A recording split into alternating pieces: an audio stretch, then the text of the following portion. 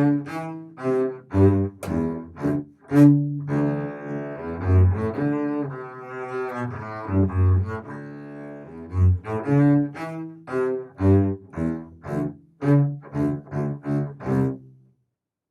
middle school region orchestra bass excerpt number 1, the first couple measures or so you're going to see down, up, up with 3 consecutive quarter notes. Make sure that those are all 3 equal in length. Don't get into the habit of making the 2 ups very short. Don't get that sound. It should sound like they're all separate. There should not be a sound difference between those. There should be accents on all of those, and then it crescendos up to a fortissimo, double F, in measure 27. Measure 27 all the way down to measure 35 is the exact same music as measure 36 to 44. So when you're practicing that, make sure to keep that in mind, that it's just the same thing. It should make it a little bit easier for your practicing. Couple things to keep in mind when you are looking at measure 28, you're going to shift up to 4th finger D on the G string. Okay?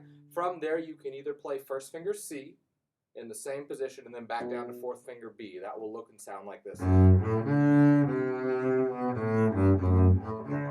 It should feel familiar because it's the same 2 positions we generally stick with A and B on 1st and 4th finger, and C and D on 1st and 4th finger. However, you're going to shift during a slur, so that makes it a little bit more difficult. So if you can, I would recommend shifting down another half step to 2nd finger C and then 1st finger B, and then you're going to shift back down to A. That'll sound and look like this. Shift to C,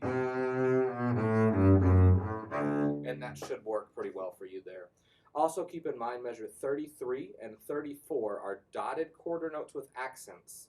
Measure 35 is an 8th note with an accent, followed by 2 8th rests. So that should be significantly shorter. 33, 34, and 35 should sound something like this.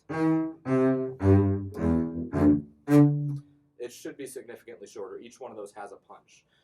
Depending upon the length of your finger, on measure 34, it might actually work better to do 3rd finger E instead of 4th finger E. I generally, from E all the way up, I play 3rd finger and don't use my pinky anymore. It's just very small. So I would actually do 3rd finger, shift, 1st finger C, and then G, E, and then D, D. Please follow the fingering that's there.